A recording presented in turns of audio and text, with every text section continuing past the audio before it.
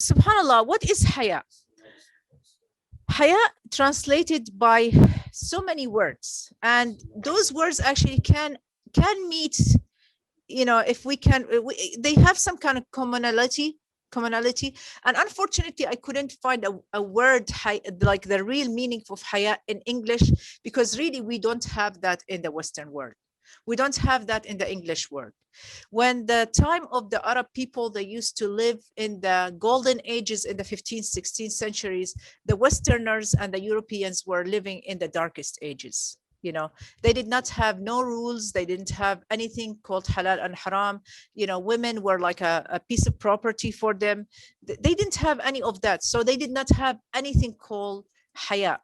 So haya can be bashfulness. It can be decency. It can be diffidence. It can be honor.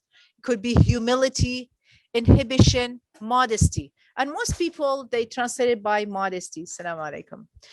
Modesty, self-respect, shame, shyness, timidity.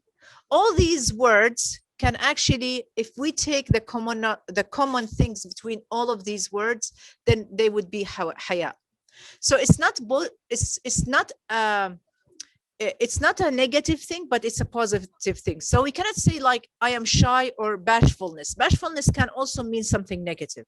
But if we take the positive about it, it's the shyness. It's like to have a self-aware of your actions, of your things, to stay away from what is haram, from what is actually can make you fall into mistake, and doing what is the right thing, but in a way not to be exposing yourself. Subhanallah. So it's an Arabic word that means natural or inherent, shyness and a sense of modesty. In Islamic terminology, it is mainly used in the context of modesty. The word itself is derived from the word hayat, and hayat means life. It means life. The original meaning of haya refers to a bad or uneasy feeling accompanied by embarrassment. So for example, if I have a friend of mine that I'm asking something from her, first of all, I wouldn't call her at 4 o'clock in the morning, asking her for anything, right?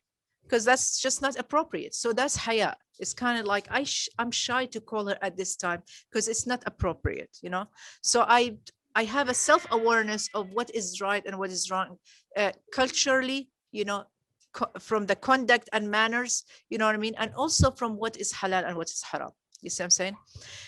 If I want to ask her something, if she's been so good to me and things like that, sometimes I'm shy to ask her, So I would go to my other friend and like, you're closer to her. Can you go ask her for me? So that's called shyness, that's called haya. You know what I mean? Haya encourages Muslim to avoid anything considered to be distasteful or abominable. Haya plays an important role in Islam as it is one of the most important parts of Iman. The antonym of haya in Arabic is bada'a. Bada'a means like immodesty. It means no moral conduct. It means like to be loud, to be, to have no morals, nothing, like this. Or fahisha. Fahisha means loudness or obscenity, So subhanallah, haya is the word that we cannot really find an exact meaning for it in English. So I hope that I can actually try as much as I can to get you to the to the meaning of it.